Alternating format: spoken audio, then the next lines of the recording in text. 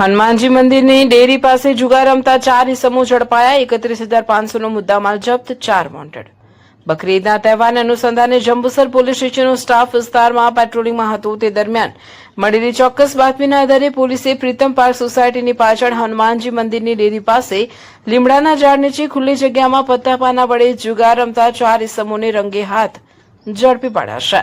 પોલીસે આરોપીઓ પાસેથી નીચે મુજબનો મુદ્દામાલ કબજે કર્યો છે. રોકડા રૂપિયા 10,500, મોબાઈલ ફોન 5 નંગ, કિંમત 21,000, કુલ મુદ્દામાલ 31,500. પકડાયેલા આરોપીઓ અશફાક મજીદ પઠાણ, ઉંમર વર્ષ 38, રહેવાસી જલાલપુરા; સોએબ દાઉદ ખિલજી, ઉંમર વર્ષ 42, રહેવાસી ફિરદોશનગર; મોહસિન ઇકબાલ પટેલ, ઉંમર વર્ષ 44, રહેવાસી ઇસ્માઇલનગર; અને ઇરફાન ઉર્ફે પાદીલી યુસુફ પઠાણ, ઉંમર વર્ષ 35, રહેવાસી જલાલપુરા.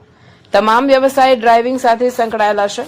વોન્ટેડ આરોપીઓમાં દરોડા દરમિયાન ફરાર થઈ ગયેલા અન્ય 4 આરોપીઓ, એક મિનહાજ ઉર્ફે ઉલ્લુ મહેમૂદભાઈ શેખ, બીજો સાજિદ ઉર્ફે પોચો સલીમ ચોકસી, ત્રીજો આસિફ ઉર્ફે રતલામી અબ્દુલ કરીમ પઠાણ અને ચોથા ફરીદ ખા અલ્લાર ખા પઠાણને પકડવા પોલીસે ચક્રો ગતિમાન કર્યા છે.